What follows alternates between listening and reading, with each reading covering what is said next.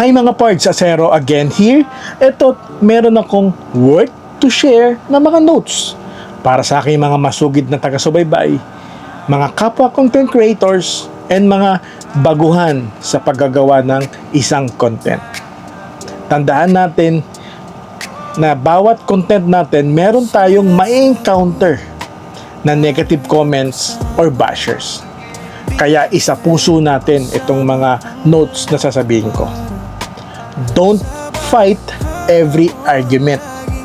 Hindi mo kailangan makipagtalo, makipagsabayan sa nag-comment ng negative sa'yo. Hindi mo sila kailangang patulan.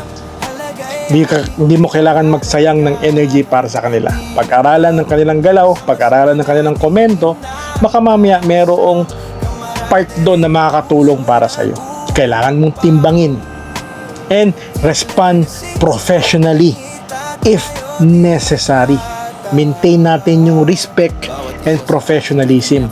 Ingatan natin yung pangalan natin dito sa mundo ng content creation.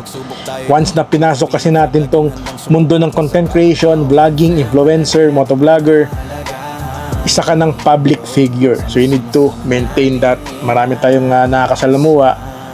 Maintain natin yung malinis na track record.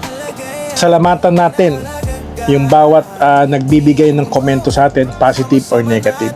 Kahit sabi nga dito, thank people for genuine feedback. Yan, ugali natin din dapat yan na magpasalamat sa mga sumusuporta sa atin. Sila ang inspirasyon natin para sa tagumpay.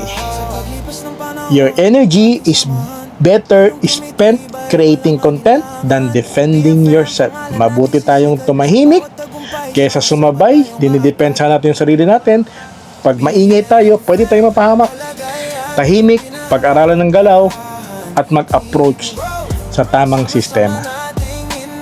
Yan lang po ang aking masasabi na sana makatulong sa aking mga kapatid sa content creation.